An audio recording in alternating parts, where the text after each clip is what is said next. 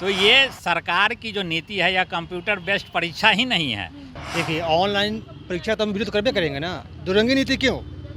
नया जो बहाली कर रहे हैं बिल्कुल उनको ऑफलाइन ले रहे हैं और हम सरकार की मूल नीति है कि हम नियोजित शिक्षक को अपमानित करें। कंप्यूटर का बटन या माउस भी बहुत को नहीं पकड़ने आगा। आखिर हम शिक्षक पात्रता परीक्षा और दक्षता परीक्षा उत्तीर्ण हो चुके हैं, कहाँ क्या होगा, उसे क्या होगा, उसे वो क्या होगा कि जाएगा लोग।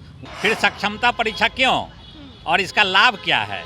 एक तो कंप्यूटर बेस्ड जो परीक्षा है वो तो 100% अपमानित करने की साजिश है। कहीं पर दिग्भ्रमित होकर आ जाता है, इसीलिए हम लोग इसका विरोध कर रहे हैं। दूसरी बात है कि इस परीक्षा का औचित्य क्या है। नमस्कार, दर्श न्यूज देख रहे हैं आप और मैं हूं आपके साथ दक्षा प्रिया।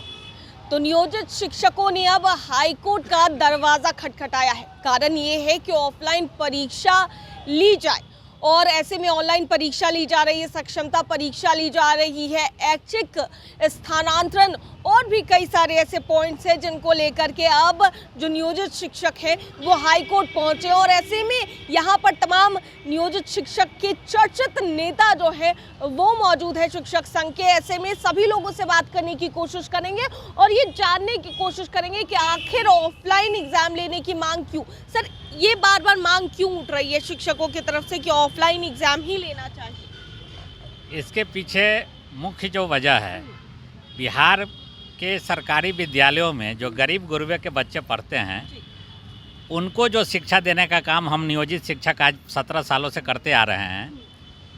आज तक प्राइमरी एजुकेशन में 1 to 5 या 1 to 8 की बात अगर करें तो उसमें कंप्यूटर शिक्षा सरकारी बच्चों को अभी तक वंचित है। दूसरी ओर शिक्षा विभाग के द्वारा तो हम लोगों को हर साल कुछ न कुछ प्रशिक्षण कराया जाता है, लेकिन विगत 17 वर्षों में एक भी बेसिक कंप्यूटर की जो प्रशिक्षण की व्यवस्था होनी चाहिए, हमारे 4 लाख शिक्षकों में से एक भी शिक्षक को कंप्यूटर का बेसिक प्रशिक्षण आज तक नहीं दिया गया है। और जो सरकार नियमावली लाई है विशिष्ट शिक्षक की, उसमें परीक्षा का जो सक्षमता परीक्षा को लगाया गया है, हम लोगों के ऊपर थोपा गया है, उस परीक्षा का जो मेथड है उसको कंप्यूटर बेस्ड परीक्षा घोषित किया गया है। अब आप ही बताइए कि जिस शिक्षक को आप 17 वर्षों से खटवा रहे हैं और बच्चे को कंप्यूटर का ज्ञान देना नहीं है, तो वैसे शिक्षक में कंप्यूटर की दक्षता कहाँ से आएगी। दूसरी बात है कि सरकार के द्वारा एक और बीपीएससी TRE 1 TRE 2 और अभी आने वाले समय में TRE 3 की परीक्षा होने वाली है। ये सभी अभ्यर्थी जो हैं फ्रेशर हैं और इनकी परीक्षा ऑफलाइन हो रही है, जबकि प्रथम बार जो बीपीएससी TRE 1 का परीक्षा हुआ 7 लाख से अधिक अभ्यर्थी थे, जबकि कुल नियोजित शिक्षकों की संख्या 4 लाख है। तो आप 7 लाख लोगों को ऑफलाइन परीक्षा लेते हैं जो कि फ्रेशर हैं, और जो शिक्षक वर्षों से कार्यरत है, 9 से 5 विद्यालय में ड्यूटी करते हैं, गरीब गुरबे के बच्चे को पढ़ाते हैं, उनको कब समय मिलेगा जब वो अपनी सक्षमता कंप्यूटर बेस्ड बनाएंगे। तो इसलिए हम लोग विरोध कर रहे हैं, क्योंकि यह अव्यावहारिक है। कई सारे ऐसे शिक्षक भी थे जो परीक्षा देकर निकले तो वो ये कहते नजर आए कि हमें माउस पकड़ना भी नहीं आ रहा था, हम सही तरीके से ऑपरेट करना तक नहीं जान रहे थे। बिल्कुल, हम लोग भी देखे हैं 26 तारीख से जो 6 तारीख तक की परीक्षा आयोजित की गई है, आप ही के चैनल से या अन्य चैनल पे भी हम लोग भी देखे हैं कि बहुत सारी हमारी महिला शिक्षिकाएं जो हैं जब वो बाहर निकली हैं तो इस चीज़ का चर्चा की हैं कि तीर जो है सो कोने पे चला जा रहा था, और वो वीडियो भी काफ़ी वायरल हुआ। तो ये सरकार की जो नीति है या कंप्यूटर बेस्ड परीक्षा ही नहीं है, सरकार की मूल नीति है कि हम नियोजित शिक्षक को अपमानित करें। आखिर हम शिक्षक पात्रता परीक्षा और दक्षता परीक्षा उत्तीर्ण हो चुके हैं, फिर सक्षमता परीक्षा क्यों और इसका लाभ क्या है? एक तो कंप्यूटर बेस्ड जो परीक्षा है वो तो 100% अपमानित करने की साजिश है। दूसरी बात है कि इस परीक्षा का औचित्य क्या है। जब शिक्षक पात्रता और दक्षता परीक्षा उत्तीर्ण है, फिर आज सक्षमता परीक्षा की बात हो रही है। ये क्या शिक्षकों के लिए अंतिम परीक्षा है? इसको राज्य सरकार और विभाग को तय करना चाहिए कि ये नियोजित शिक्षक का यह अंतिम परीक्षा हो, क्योंकि फिर हो सकता है 2 साल 4 साल के बाद कोई सरकार आवे, या यही सरकार अगर वर्तमान सरकार रह जाती है तो कहेगी कि निपुणता दीजिए, फिर 2 साल के बाद कहेगी संपूर्णता दीजिए। और हास्यास्पद तो यह है कि सहरसा जिले के एक विनय कुमार नाम के शिक्षक थे जो 29 फरवरी को रिटायर किए हैं और 28 फरवरी को उन्होंने सक्षमता परीक्षा देकर इस नियमावली को पर करारा प्रहार किए हैं।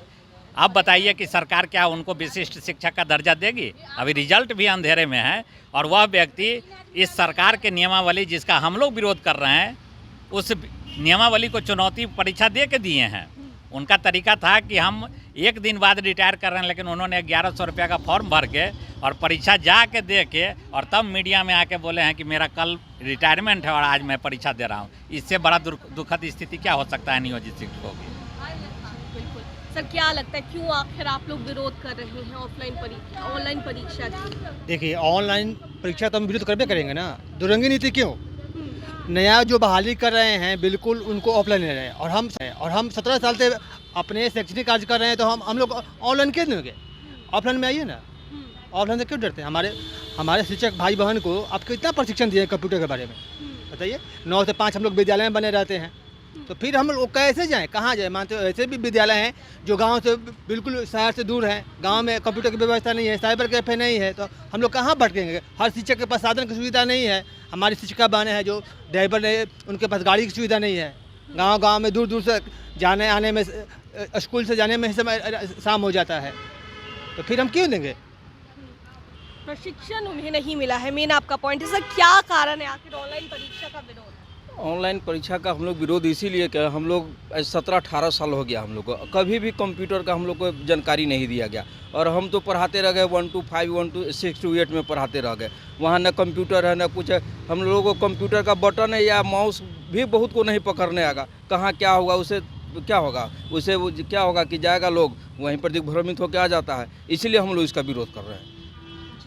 क्या कारण है सर विरोध का? विरोध का कारण है कि आपको कह दें हम कि आप अपने घर का काम करिए, सीधी सी बात है, आप अपने घर का काम करिए, अब फिर अचानक से कह दे कि आपको जा कर के ये काम करना है जो आप कभी की ही नहीं है, तो आपको कैसा लगेगा?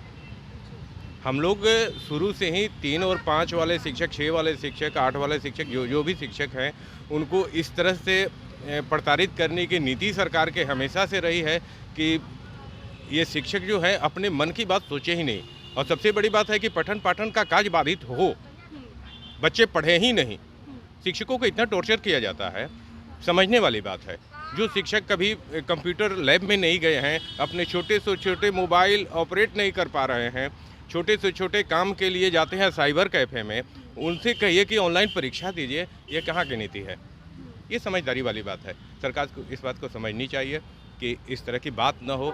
बच्चों के पठन पाठन वाली जो बात है उसके लिए व्यवस्था की जाए, उसके बाद अप्लाई किया जाए।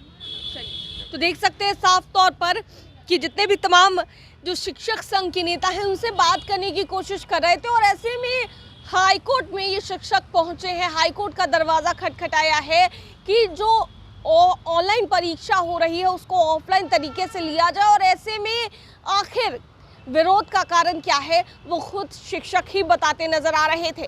कैमरा पर्सन ऋतिक के साथ मैं दक्षा प्रिया, दर्श न्यूज़, पटना।